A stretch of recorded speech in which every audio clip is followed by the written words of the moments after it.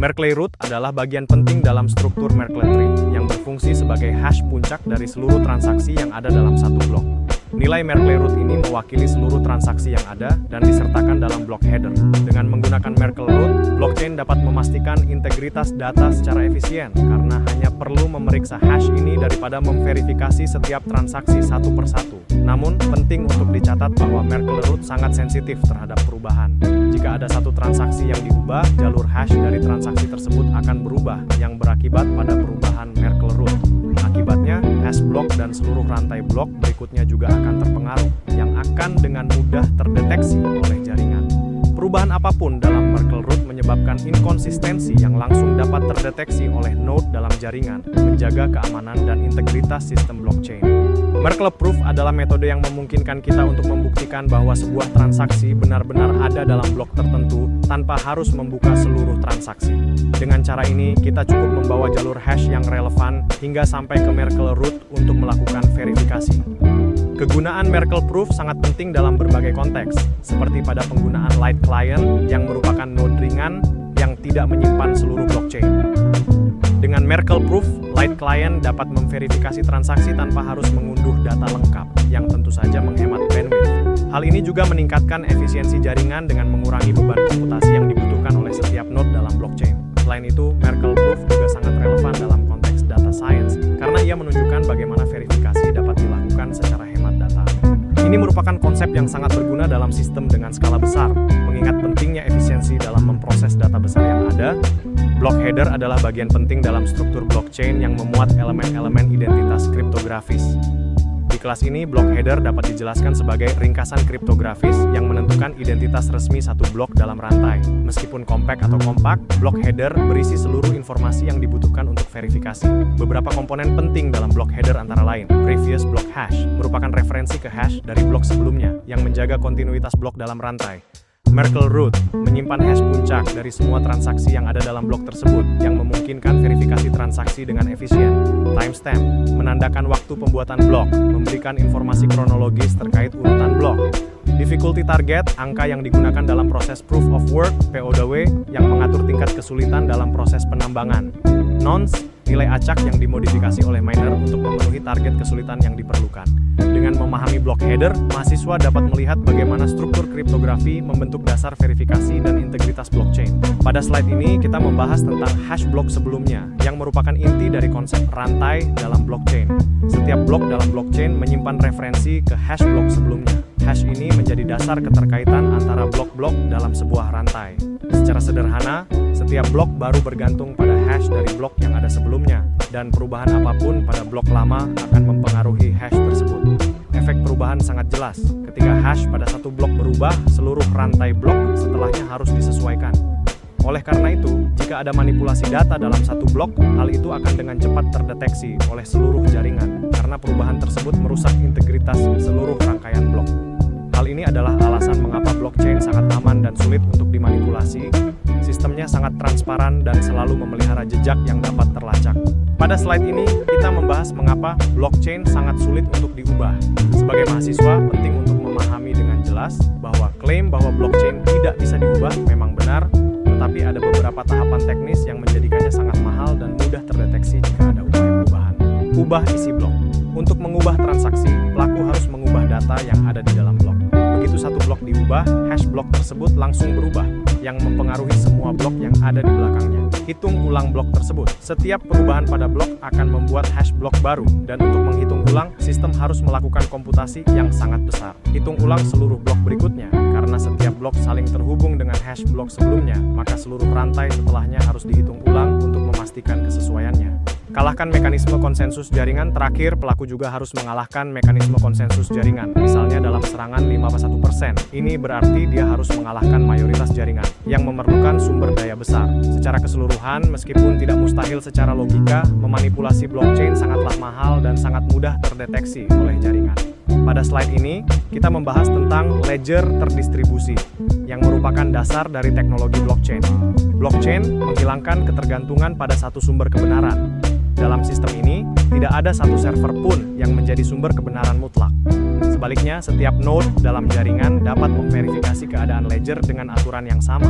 Keuntungan utama dari model ini adalah sebagai berikut. Ketahanan tinggi. Karena tidak ada titik kegagalan tunggal, single point of failure, blockchain sangat tahan terhadap gangguan atau kerusakan pada satu server. Jaringan tetap beroperasi dengan baik meskipun ada kerusakan pada bagian-bagian tertentu. Kepercayaan berbasis protokol. Blockchain memindahkan kepercayaan dari lembaga atau institusi kepada aturan yang berlaku di dalam protokol, membuatnya lebih transparan dan aman. Transparansi. Setiap node di dalam jaringan dapat mengaudit ledger secara independen yang meningkatkan transparansi dalam seluruh sistem. Hal ini memungkinkan setiap peserta untuk memverifikasi dan memantau transaksi yang terjadi tanpa perlu bergantung pada pihak ketiga. Dengan begitu, blockchain memberikan kepercayaan tanpa memerlukan server tunggal sebagai pusat kontrol. Pada slide ini, kita melihat bahwa desentralisasi pada blockchain berkembang melalui kriptografi. Desentralisasi ini bukan sekadar banyaknya komputer, tetapi prinsip dasarnya adalah bahwa setiap komputer dalam jaringan dapat memverifikasi kebenaran data tanpa harus bergantung pada pihak ketiga. Desentralisasi bekerja dengan efisien karena komputer-komputer ini memiliki kemampuan untuk saling memverifikasi transaksi yang terjadi dalam jaringan. Artinya, kita tidak perlu mengandalkan kata-kata atau pernyataan dari pihak lain yang mungkin bisa dimanipulasi. Di sini, kriptografi memainkan peran yang sangat vital untuk memastikan bahwa data yang kita terima atau kirim tetap aman dan terjamin. Hash digunakan untuk memastikan integritas data secara mandiri. Signature membuktikan otorisasi tanpa perlu mengetahui siapa pengirimnya. Key pair memastikan bahwa kita memiliki kepemilikan atas aset digital kita tanpa perlu melibatkan pihak ketiga. Secara keseluruhan, kriptografi memungkinkan sistem blockchain dapat dipercaya meskipun para pesertanya tidak saling kenal.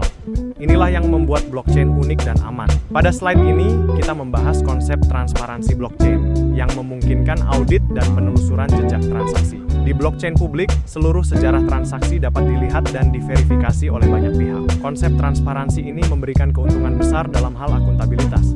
Transparansi pada blockchain tidak hanya tentang keterbukaan, tetapi juga mencakup konsep akuntabilitas. Siapapun dapat memverifikasi apakah aturan protokol dijalankan dengan benar atau tidak. Hal ini membuat blockchain sangat berguna untuk aplikasi yang memerlukan kepercayaan tanpa pihak ketiga. Namun, transparansi tidak berarti bahwa semua informasi harus terbuka untuk umum. Beberapa informasi sensitif tetap perlu disembunyikan. Di sini kita mengenal model hybrid yang memisahkan data menjadi dua kategori. On-chain, data yang terbuka seperti hash atau bukti integritas. Off-chain, data sensitif yang tidak perlu dibuka seperti informasi pribadi atau dokumen lengkap. Jadi meskipun blockchain terbuka, informasi sensitif tetap terlindungi dengan model yang tepat. Pada slide ini, kita akan membahas perbedaan antara pseudonymity, anonymity, dan identified dalam konteks privasi blockchain. Pseudonymity adalah penggunaan alamat wallet sebagai identitas pengguna, bukan nama asli. Meskipun nama tidak ditampilkan, analisis pola transaksi di blockchain publik memungkinkan kita untuk menelusuri identitas atau status dari transaksi tersebut. Ini sering ditemukan pada blockchain publik seperti Bitcoin. Anonymity berarti tidak ada identitas yang bisa ditelusuri atau diidentifikasi. Transaksi pada jaringan seperti Monero atau Zcash memberikan tingkat privasi yang tinggi karena identitas pengguna tidak terungkap sama sekali. Meskipun begitu, identitas sulit untuk dilacak secara langsung, namun tidak sepenuhnya tidak mungkin. Identified adalah sistem yang menggunakan nama asli dan terdaftar dalam sistem tradisional, seringkali dalam sistem yang memenuhi compliance KYC AML. Blockchain seperti ini lebih cocok untuk regulasi yang mengharuskan keterlacakan penuh. Pola transaksi, hubungan antar wallet, dan interaksi dengan bursa ber-KYC dapat membuat analisis identitas menjadi lebih mudah dilakukan. Ini penting untuk memahami perbedaan dalam sistem privasi dan keterlacakan dalam blockchain. Pada slide ini, kita akan membahas dua model arsitektur yang digunakan dalam blockchain, yaitu on-chain dan off-chain. On-chain adalah model di mana data atau bukti dicatat langsung pada blockchain.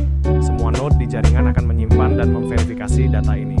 Keuntungan utama dari on-chain adalah bukti integritas dan autentisitas yang sangat kuat. Urutan histori yang tidak dapat diubah memberikan keamanan dan transparansi. Kepercayaan bersama antara pihak yang tidak saling mengenal.